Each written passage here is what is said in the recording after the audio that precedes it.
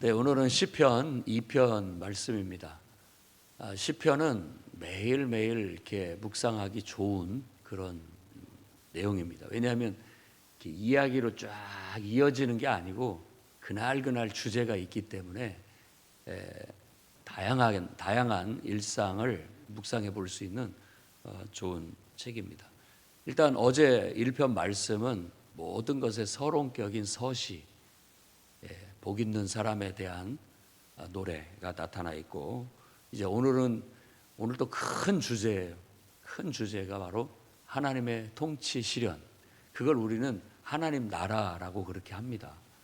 하나님이 이 온 세상을 통치하시는 그런 세상, 그걸 우리가 하나님 나라, 하늘 나라라고 그렇게 말합니다.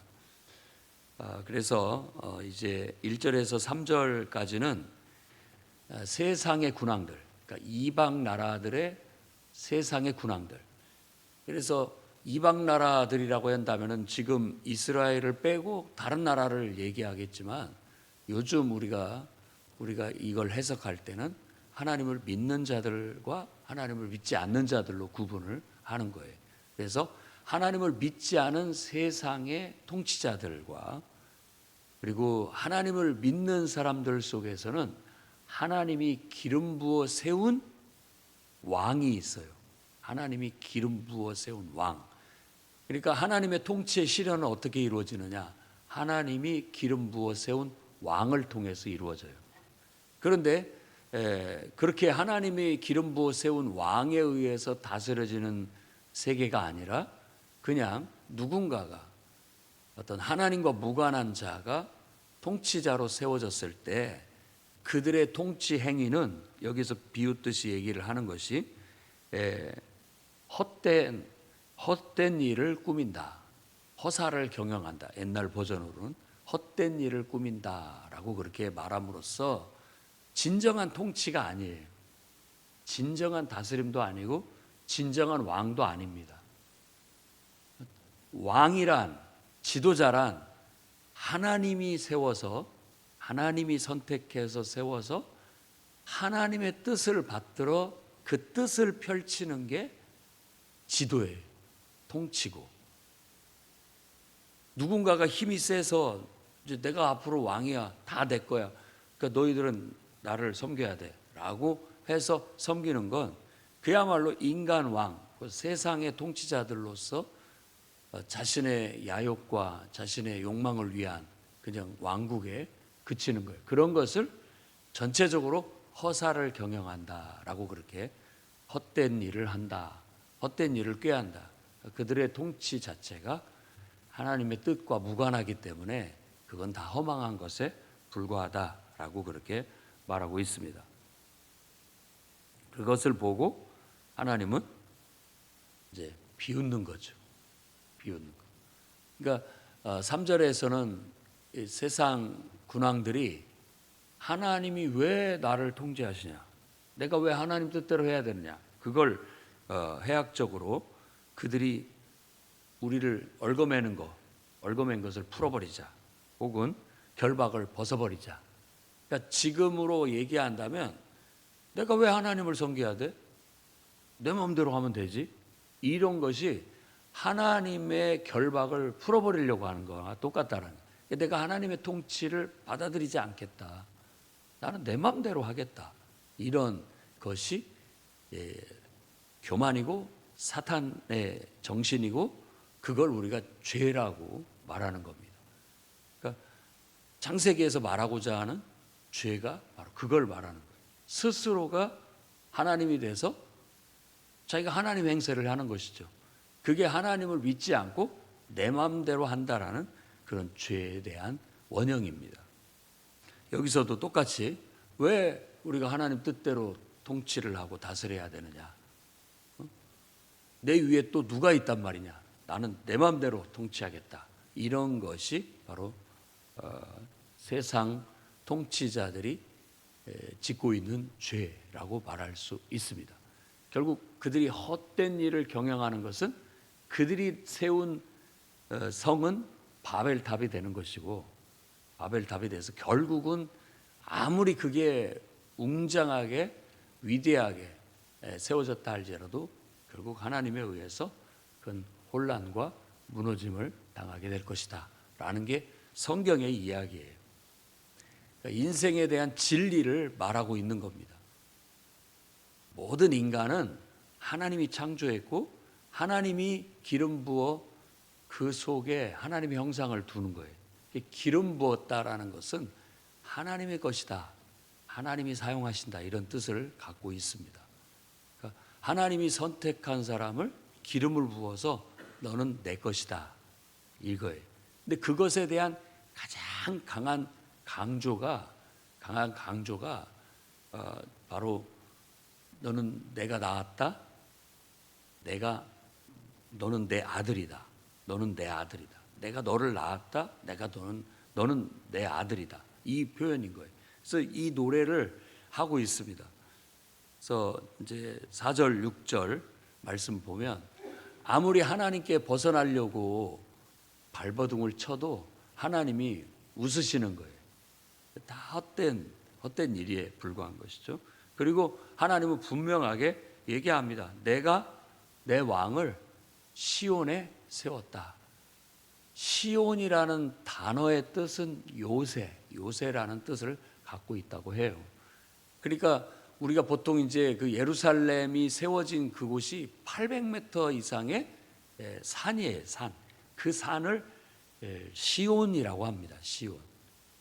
어떻게 보면 옛날에는 모든 도시를 산 위에다 건설을 해요. 성을. 왜냐하면 전쟁을 대비해서 보호 목적이기 때문에 그래요. 지금은 이제 다 밑으로 내려와서 평지에 도시를 건설해서 살고 있죠. 근데 옛날에는 가장 큰 문제는 산 위에다 세우면 안전하고 침입을 막아내는데 용이하지만 제일 중요한 물, 수급, 먹을 것 공급이 어려워요. 그러니까 농사나 모든 것 밖에서 다 나가서 하다가 전쟁이 일어났다 하면 다 들어와 가지고 성문 딱 걸어 잠궈 버리면 이제 방비를 하게 되는 것이죠.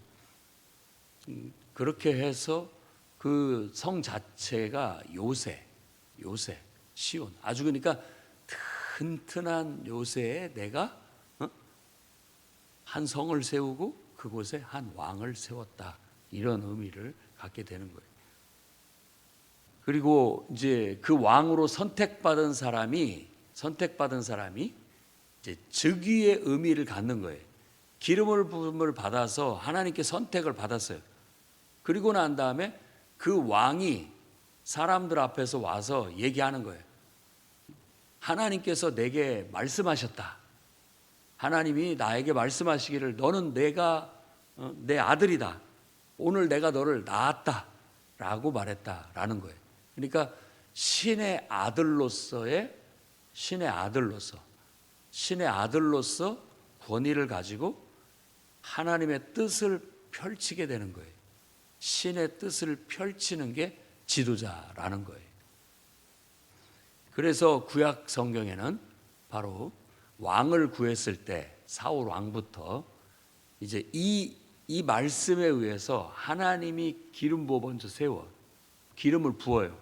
그러면 하나님이 내가 너를 택했다. 적어도 택했다라는 거거든요. 내가 너를 세웠다. 너는 내가 세웠다. 이런 의미를 가지는 거예요. 그리고 난 다음에 모든 군중들한테 그걸 선포하고 인정을 받는데 첫 번째 왕은 제비 뽑아가지고 모두에게 인정을 받게 됐고 그렇게 해서 왕을 세웠다 할지라도 사람들이 에게 저런 사람이 무슨 왕이야 라고 그렇게 비웃게 돼요. 그런데 사울 왕은 하나님의 성령에 크게 감동되어져서 모압이 침입해 왔을 때 그들을 가서 무찔름으로써 군대를 소집해서 그들을 무찔름으로써 모든 사람이 그때부터 진짜 우리 왕이다, 왕이 맞다 이렇게 추앙을 받게 됨으로써 그가 하나님의 선택을 받고 기름을 부은 왕으로서 하나님에 의해서 하나님의 뜻을 이루는 왕으로 세움을 받게 돼요.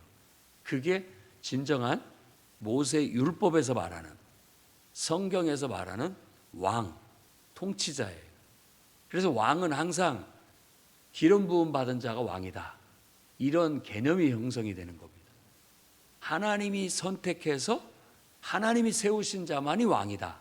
이런 의미가 된 거예요. 그걸 기름 부음 받은 자라는 그런 관용적인 표현으로 쓰여지게 되는 거죠. 그걸 히브리어로 뭐라고 하냐면 메시아라고 하는 겁니다. 메시아. 근데 그 말을 그대로 헬레니즘 시대를 거치면서 헬라어로 번역이 되는데 그 말이 그리스도예요. 그리스도가 기름 부음을 받은 자라는 그런 의미로 번역이 된 겁니다. 그래서 하나님이 선택한 하나님이 세우신 하나님 나라의 왕, 거기에는 정관사 덜을 붙여가지고 그 그리스도, 그 메시아, 애언된 메시아, 애언을 성취하기 위해서 이 땅에 온 하나님의 아들, 하나님이 직접 낳은 하나님의 아들, 그가 바로 우리의 하나님 나라의 영원한 왕이다 라는 그런 개념이 형성이 돼서 우리가 예수라는 한 아이를, 그리고 그 한 청년을 그리스도라고 고백한다는 말은 그분은 하나님이 낳으신 하나님의 아들이요, 그분이야말로 우리를 구원으로 이끌 우리의 진정한 왕이다. 하나님이 세우신 하나님 나라의 진정한 왕이다라는 고백인 거예요. 그래서 다 예수 믿으라는 말은 예수를 그리스도로 고백하라는 말입니다. 그리고 당신이 나의 왕이십니다라고 하면서 경의를 표하라는 말이에요. 예수 믿으라는 말은.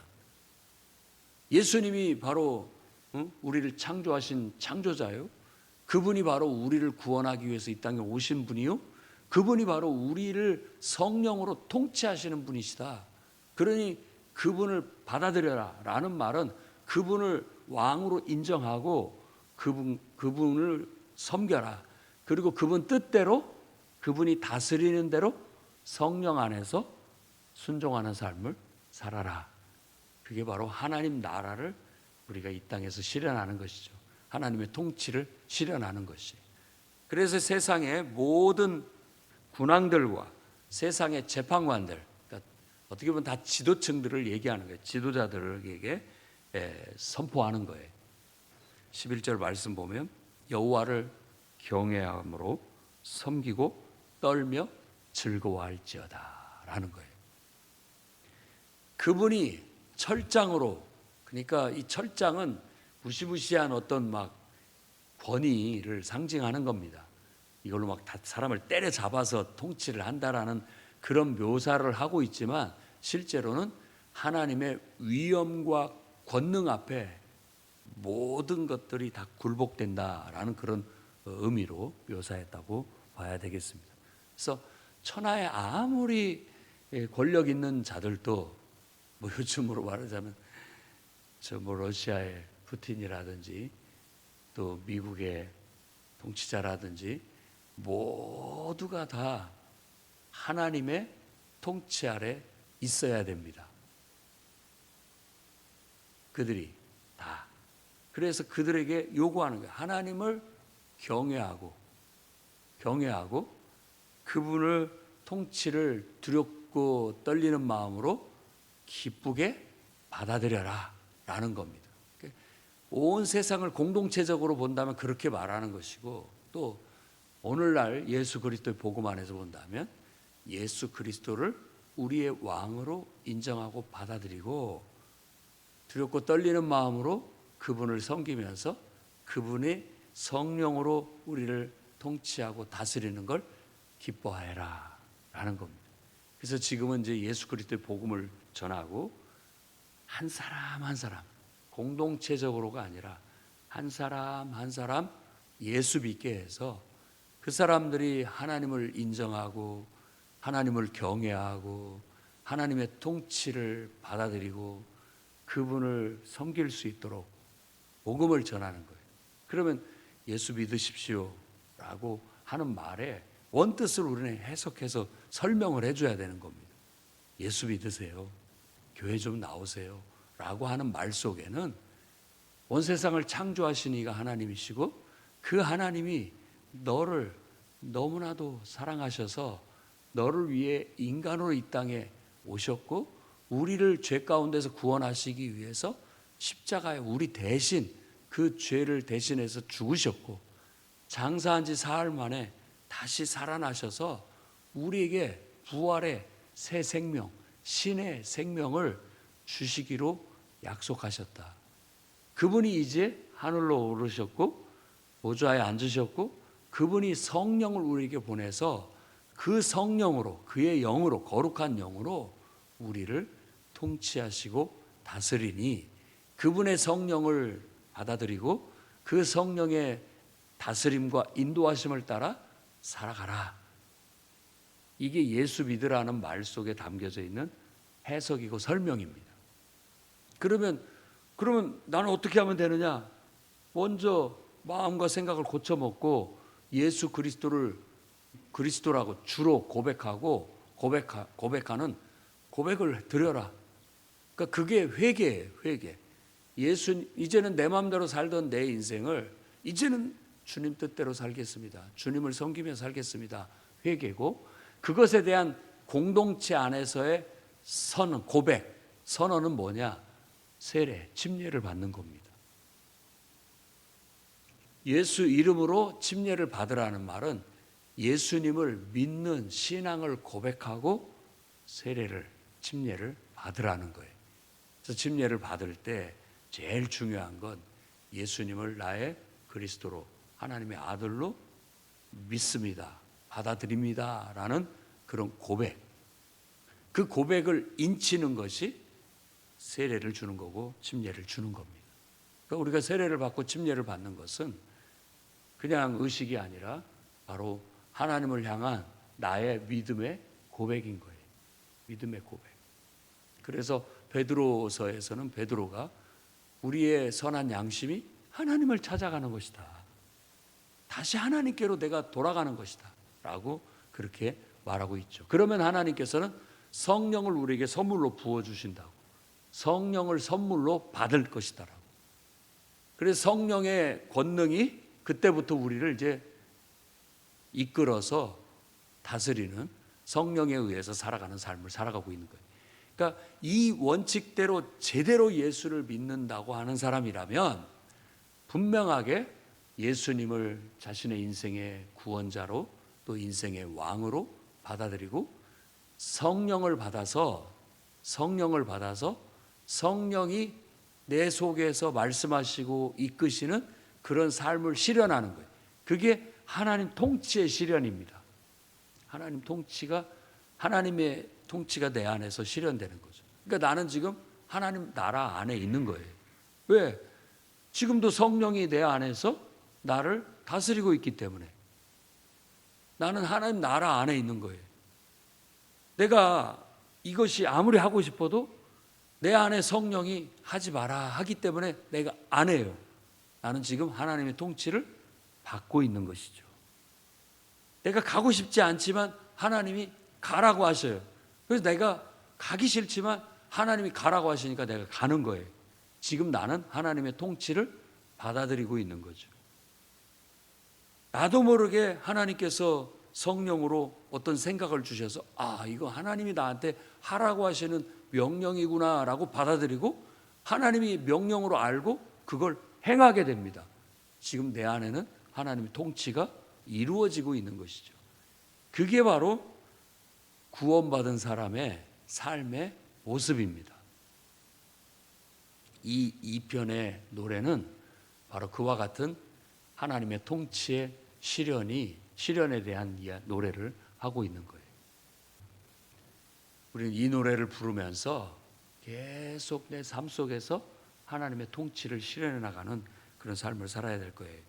만일 그것을 거부하게 된다면 하나님이 진노하실 거고, 왕이 진노하시겠죠. 당연히 하나님의 뜻을 받들지 않으니까, 진정한 왕의 통치를 받아들이지 않으니까 진노함으로써 망하게 될 것이다 라는 거고, 그 진노가 급하다라는 말은 그 진노가 엄하게 우리에게 임하게 될 것이다 라는 걸 말하는 거예요. 그리고 마지막 결론은 여호와께 피하는 자는 다 복이 있다라는 선언으로 끝납니다. 그러니까 하나님을 믿고 하나님의 통치를 받아들이고 사는 자는 다 복이 있다. 이런 선언으로 끝이 나게 되는 겁니다. 이 노래가 얼마나 깊은 내용을 담고 있습니까? 늘 우리 삶 속에도 하나님이 성령으로 임재하시어 오늘도 나를 다스려 주시기를 기도해야 되겠고, 그것이 우리의 복이다. 그게 우리가 기뻐할 일이고 즐거워할 일이다.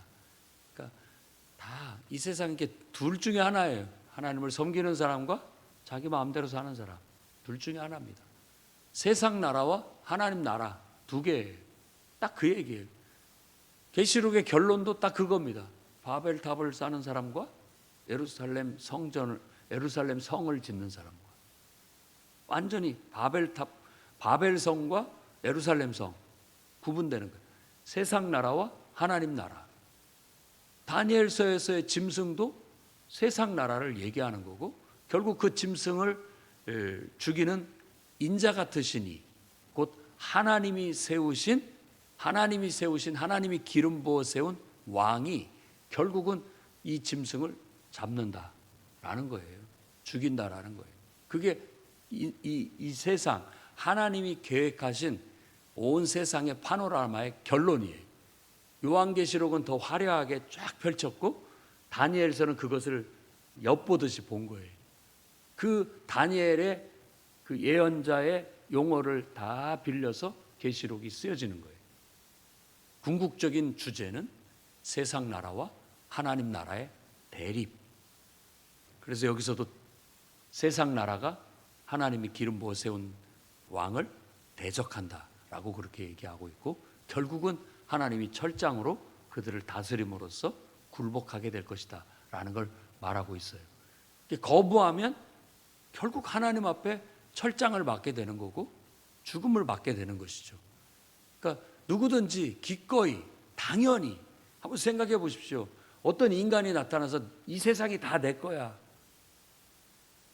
너희들 그거 쓰려면 내 허락을 받고 세금을 내야 돼 라고 하면서 내가 왕이다라고 주장을 하면서 말 안 들으면 막 무시무시한 군대를 보내가지고 짓밟고 총칼을 앞세워가지고 굴복하게 만든단 말이에요.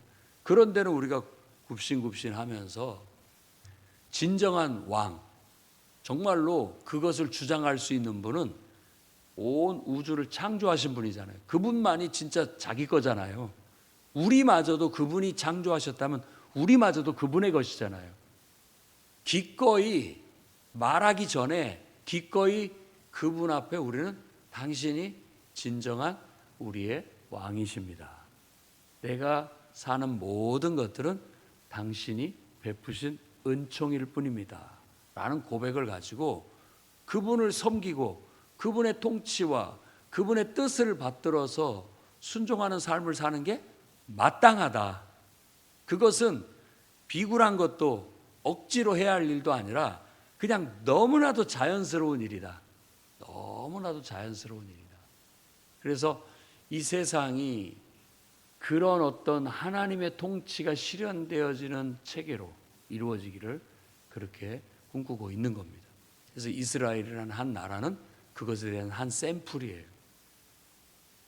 한 민족을 선택해서 그 속에 하나님이 기름 부어 세운 왕을 세워서 통치를 실현해 본 거예요.